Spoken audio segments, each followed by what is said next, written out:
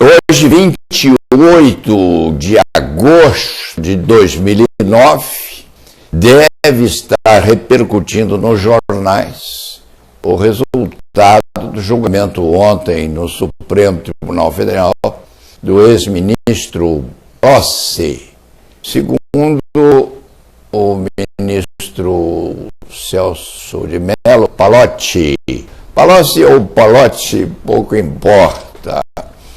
O julgamento do Supremo Tribunal Federal ontem, realizado e terminado lá pelas 21 horas, foi, ao ver deste velho flibusteiro do direito criminal, alguma coisa apoteótica. Os ministros iniciavam o relatório nos votos respectivos, dando a sensação de que o ex-prócer do Ministério da Fazenda do governo Lula seria enforcado ou decapitado. De repente, era como se Madame Guilhotina houvesse recolhido a sua foice, a sua lâmina meio enferrujada, e o ministro Palocci era salvo do decisório.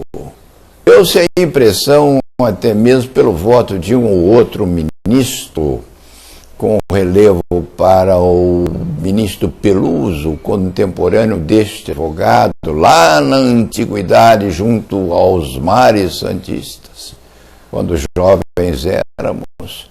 Deu-se a impressão no voto do ministro Peluso que o ilustre ex-desembargador se encontrava um tanto quanto incomodado, porque levou seu voto num determinado aspecto até um determinado momento e, de repente, partiu para a exculpação. Foi realmente um julgamento jurídico, misturado, como sempre, no papel político que o Supremo Tribunal Federal realiza. O melhor voto de ontem, ao ver ao exame deste antigo navegador dos mares judiciais, relevo para o processo penal, foi o do ministro Marco Aurélio. Parecia paradoxal no início, porque, ao que parece também, pretendia que o assistente do Ministério Público, aquele que queria ser assistente, fosse ouvido em tal condição.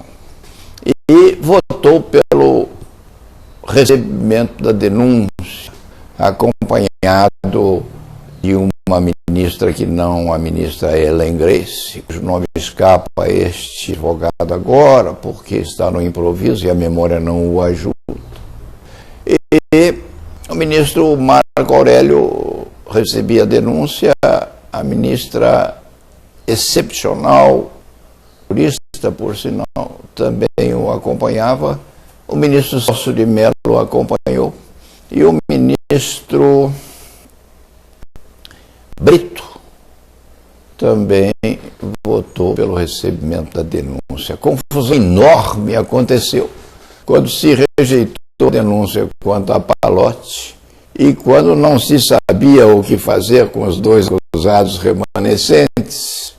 Quem tinha razão, extrema razão, simplificador, aliás, foi o ministro Marco Aurélio, que afirmou com um meio sorriso, na medida em que, rejeitada a denúncia quanto a Palocci, o Supremo Tribunal Federal perdeu a competência, porque a prerrogativa de foro era de Palocci e não daqueles segundo e terceiro acusados. Ficaram pairando no espaço, não se sabia bem o que fazer com ambos.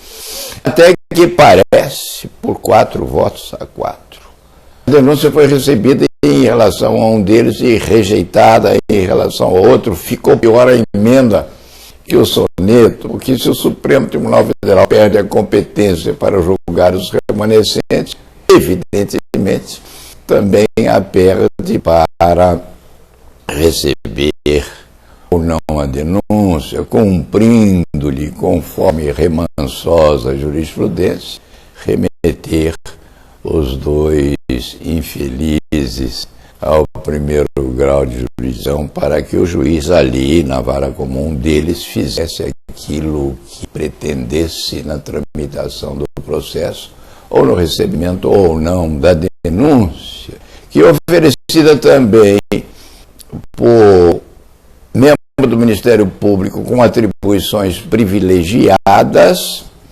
precisaria tal denúncia ser ratificada pelo promotor de primeiro grau. Enfim, ou no fim das contas, uma salada mista da qual os ministros do Supremo Tribunal Federal procuraram se livrar.